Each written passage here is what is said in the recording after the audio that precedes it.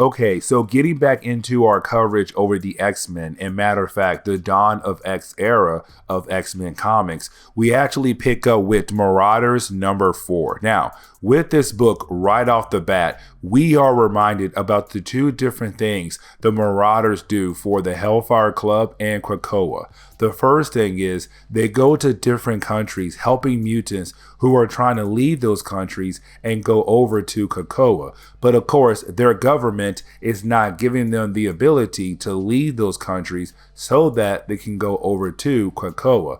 And so the Marauders help those mutants escape to take them over to Krakoa. Now, the second thing is you do have the Marauders going to different countries that had accepted Charles Xavier's deal to take in his medicine as a way as a trade. Now, of course, this medicine gives humans the ability to live 5 years longer. Now, with all that being said, we actually pick up in Brazil, where right now we have a bunch of mutants who are trying to escape, but of course, their government will not let them escape. And so with that being said right now, you have the Marauders appear to help those mutants out. Now, this is one of those moments where you have Marvel remind us how powerful and how cool a certain character is. And that character right now is Storm. And the reason why I say that is because Storm first appeared back in 1975, right?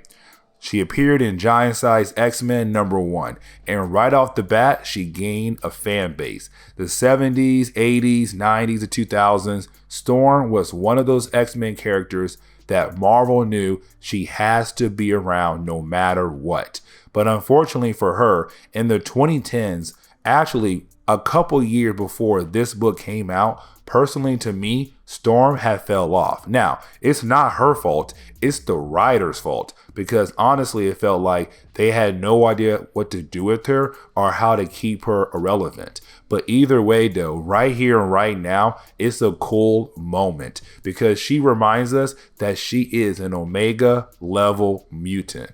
And with that being said, she does take out all of the soldiers who are trying to keep those mutants from leaving the island or the country of Brazil. And then she tells those mutants, you are now free to go join the others on Krakoa. Please come with us right now.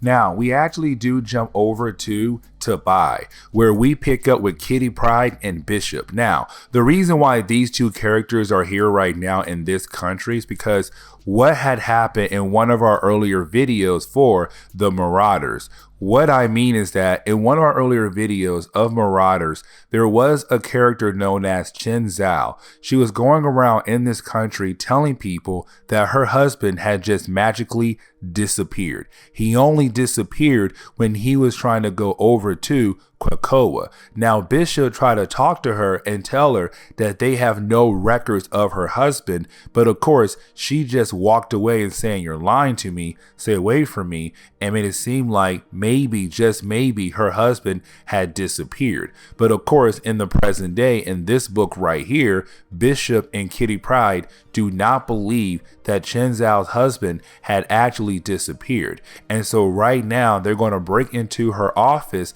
to find some kind of information to prove that she is lying about how her husband had disappeared when he was trying to go over to Krakoa. Now, on top of that right there, this is also the moment you have Kitty Pryde trying to convince Bishop to join the Hellfire Club, because right now Kitty Pryde is the Red Queen. Remember, when it comes to the Hellfire Club, you have 3 leaders: the Black King, the Red Queen, and the White Queen. Of course, Emma Frost, Sebastian Shaw, and Kitty Pryde. Now, with those 3, they each have a commander underneath them, their bishop.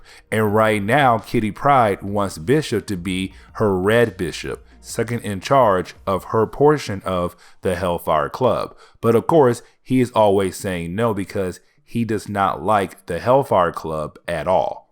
Now, after they look around the building for a tad bit, they do find a safe room that was hidden behind one of the walls in the office. And when they walk through the walls to see the safe room, well, that is the moment they come to find out that Chen Zhao's husband never disappeared, that this lady had her husband locked up in this room for some strange reason. Now, you do have Bishop wonder at first that maybe, just maybe, her husband is actually a mutant, but in reality, he's not a mutant. He's part of a cult of people that apparently worship the mutant race, and they're better known as the Order of the X. Either way though, apparently they worship the mutant race, and he was trying to go over to COPPA to show how much he loves mutants. But either way, you have Bishop realize that he was only locked away because Chen Zhao is using her husband as a way to make up a big lie that mutants are going around kidnapping people, but in reality, they're not. She's just using this to build fear towards the mutant race. Now, before they are actually able to gather any kind of information about Chen Zhao from her husband, well, that is the moment they do get attacked by, well, of course, some henchmen who work for Chen Zhao. Now, these henchmen are really just ripoffs of Lady Deathstrike. But either way, you do have Kitty Pryde and Bishop work together to actually fight against these ladies. Now, while they're fighting against these henchmen of Chen Zhao, at the same time, they got to make sure to protect Chen Zhao's husband. Because remember, he is living proof that right now Chen Zhao is lying to her entire country. Because remember, she's telling the entire country right now that her husband had disappeared. And of course, she's blaming the mutants. And she's saying that more and more people are disappearing. But in reality, no one is disappearing. And her husband never did disappear. He is perfectly fine. The mutants are innocent.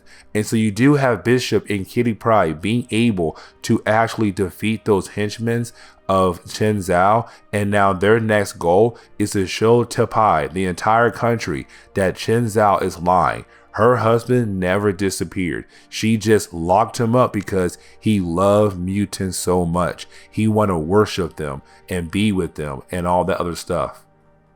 Now you do have Kitty Pryde and Bishop take the husband Chen Zhao to her big conference that she's having at the moment, where she's continuing to tell the entire country how her husband had disappeared, how mutants are evil. But right in the middle of her conference, in her big speech, that is the moment you have Kitty Pryde and Bishop appear right in the middle of the crowd with the husband of Chen Zhao and tell the entire country that she is basically lying to you guys. Her husband never disappeared. She just locked her husband up because he loved mutants and she hates mutants. But she saw this as a way to begin the process of having the entire country hate on what she hates, which is mutants. And so of course that failed, and you have Kitty Pryde and Bishop leave, being able to show that there is nothing going on really in COPPA at all. It's just some crazy lady who's trying to build a new nation to hate on mutants. Now, Chen Zhao is not going to stay down for too long, because after some time has passed by, we actually do see Chen Zhao meeting up with a new group. Now, this group looks like a bunch of children, but either way though, you do have this group basically tell Chen Zhao that they're going to help her take down COPPA, but also take down the Hellfire Club, especially Kitty Pryde. And this group, they have a particular name. Now, please forgive me if I butchered this name, but their name is Hermenity Verendi, and I really hope I pronounced that correctly. But this is a new organization that is going to try to bring down the Marauders, especially Kitty Pryde herself. But this is where we are going in today's comic book video. So please leave me a like down below and subscribe. Also, if you have any suggestions on books I should read, well, please let me know in the comments below, because you never know, your suggestion could be a future video down the road. But I do hope you enjoyed today's comic book video. Later, guys.